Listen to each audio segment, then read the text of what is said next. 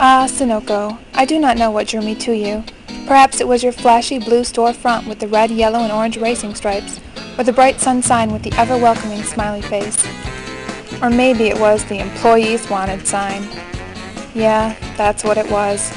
I came to you desperate for rent, for food, for a reprieve from my mother's constant nagging. When will you get a job, Rebecca? When? Any job is better than no job. You can only live on ramen noodles for so long. Even though I came to you from a place of desperation and with shallow motivations, you took me into your loving corporate arms, then proceeded to exploit my youth and poverty. Before you sent me out, you suited me up. The uniform was a stunning eradicator of dignity on constant display under the buzz of fluorescent lights. The wearer was robbed of virtually any hope of ever attaining respect. But what is war, if not the absence of hope?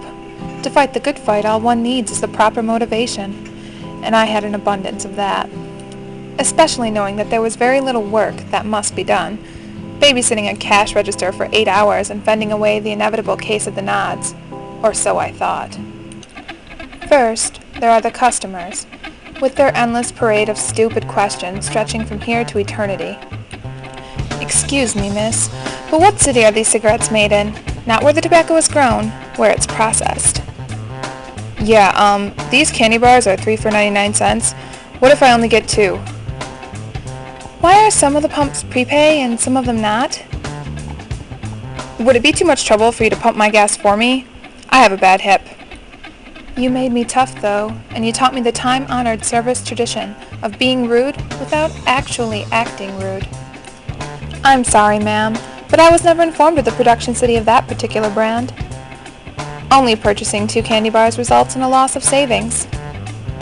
The mystery surrounding the assignment of prepay status to pumps is solved when one realizes that they are the furthest pumps away from the store. Actually, sir, pumping your gas isn't in my job description. I learned even more people skills from my co-workers. At a respectable business with professionals, this could be accomplished through listening and a general degree of patience and niceness.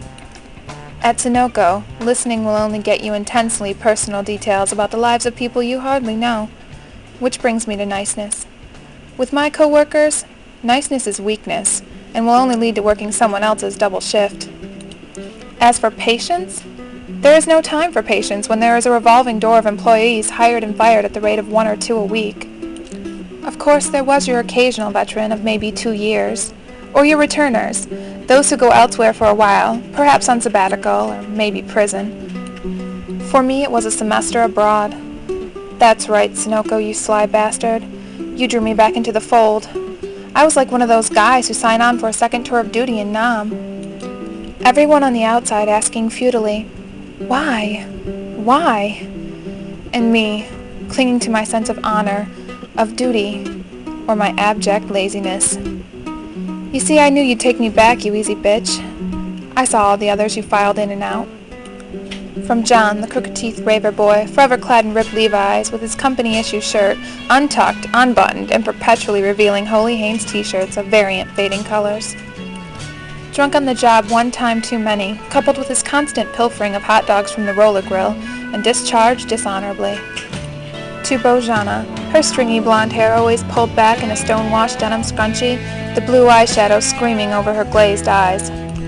She was the epitome of every bad Polish stereotype. And true to form, she proceeded to read the entire Sunday newspaper while one unfortunate customer remained trapped in the car wash until he phoned the police on his cell phone. After the report was filed, there was nothing left for you to do. You may be easy, Sunoco, but even a corporate whore like you has its limits. Things became intense. Too many bad employees and a couple of police reports led to constant surveillance, bi-weekly memos, and the continuous development of new rules and responsibilities. I finally left you on a hot day in August. You pushed me too far. Somehow you lost all your charm the second time around. The work became work, and that was the last straw. I staged a coup, taking 2 other employees with me.